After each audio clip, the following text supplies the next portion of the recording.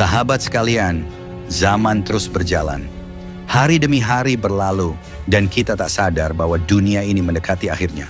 Bukan hanya karena bencana, bukan hanya karena kemerosotan moral, tapi juga karena tanda-tanda yang telah diberitakan oleh Rasulullah ribuan tahun lalu yang hari ini kita lihat dengan mata kepala sendiri. Di antara tanda-tanda akhir zaman yang paling nyata adalah perubahan drastis pada wanita.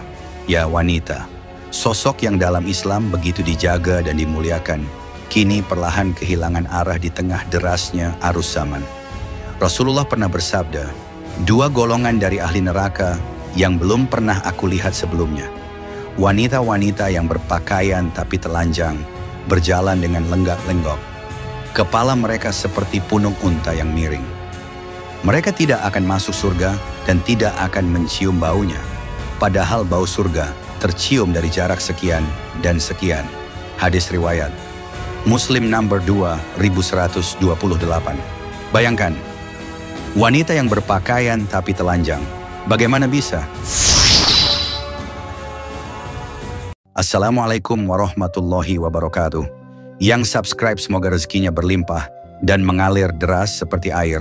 Amin ya Allah ya Rabbal Alamin. Para ulama menjelaskan bahwa maksudnya adalah wanita yang mengenakan pakaian, tapi pakaian tersebut sangat tipis hingga menampakkan warna kulit, sangat ketat hingga membentuk lekuk tubuh, terlalu pendek hingga memperlihatkan bagian-bagian aurat. Dan kepala mereka seperti punuk unta, ini merujuk pada gaya rambut tinggi, disasak, atau bahkan menggunakan tambahan untuk membuat rambut terlihat menjulang ke atas. Tidakkah itu sangat mirip dengan tren wanita saat ini? Apa yang dulu tampak mustahil di zaman Rasulullah, hari ini menjadi tren fashion, bahkan dianggap sebagai standar kecantikan.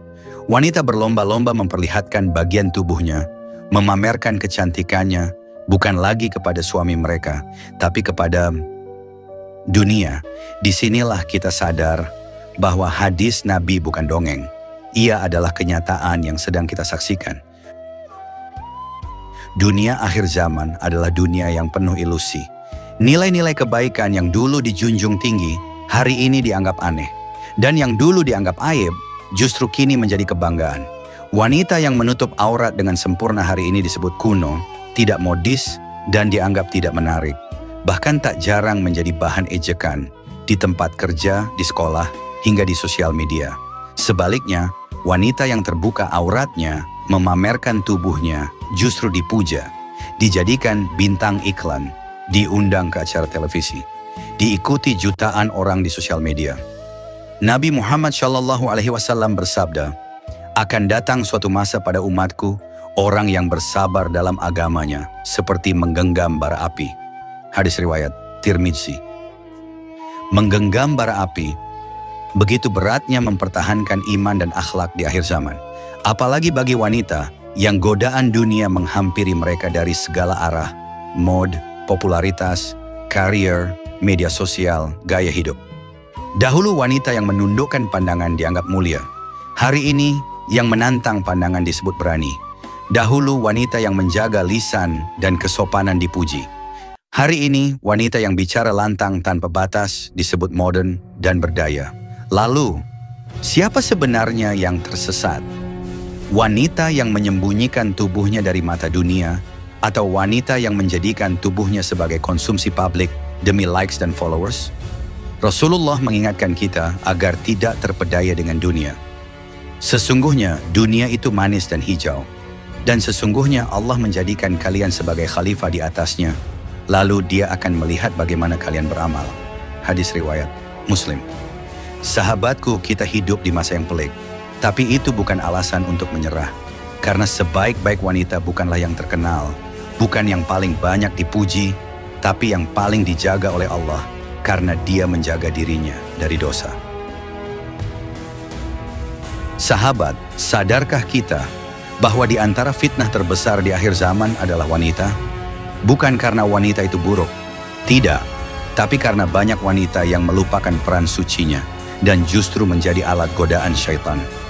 Rasulullah SAW bersabda, tidak aku tinggalkan fitnah yang lebih berbahaya bagi laki-laki daripada fitnah wanita. Hadis riwayat Bukhari dan Muslim.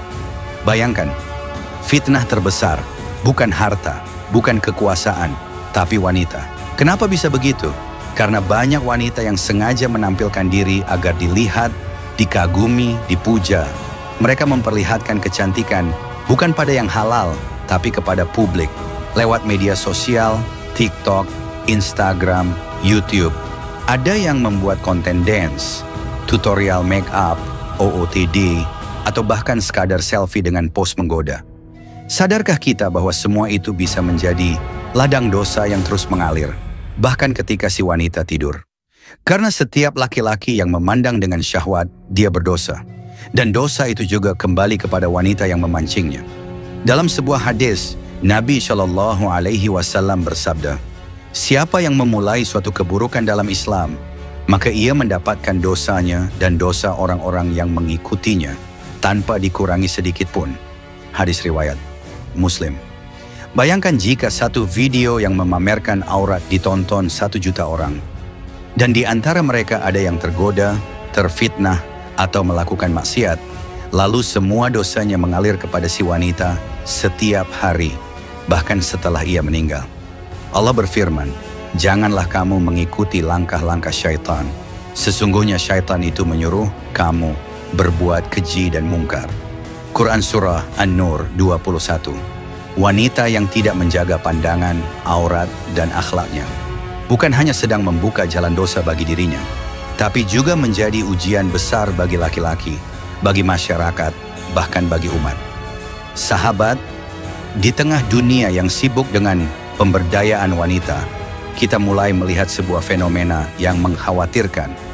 Banyak wanita yang menolak peran sucinya, menolak menjadi ibu, menolak menjadi istri, menolak menjadi pendidik generasi.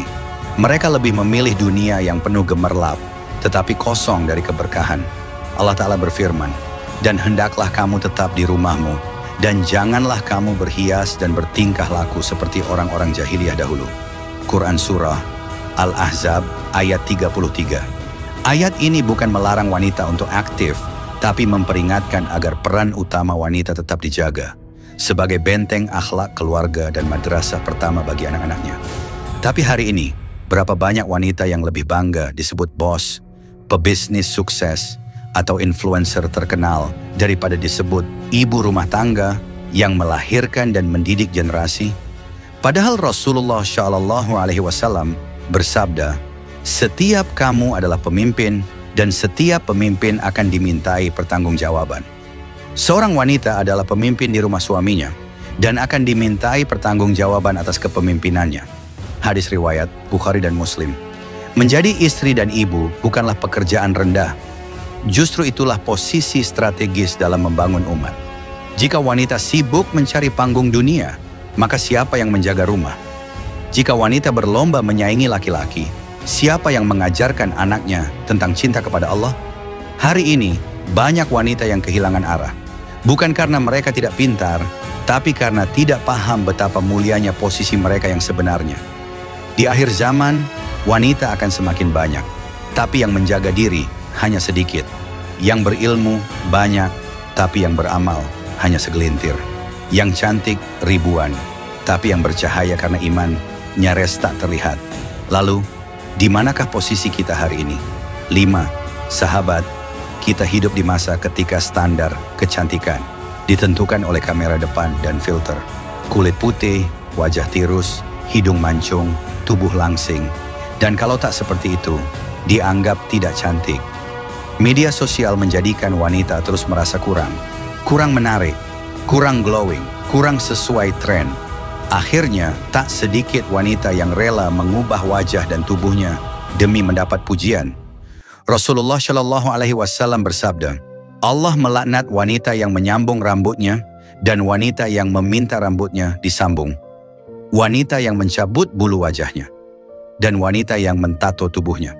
HR Bukhari dan Muslim. Dalam hadis lain, Allah melaknat wanita yang merubah ciptaan Allah demi kecantikan. Hadis riwayat Muslim. Bayangkan, demi tampil cantik di mata manusia, seorang wanita rela mengubah wajah yang Allah ciptakan sempurna. Ia lupa bahwa kecantikan sejati bukan di wajah, tapi di hati.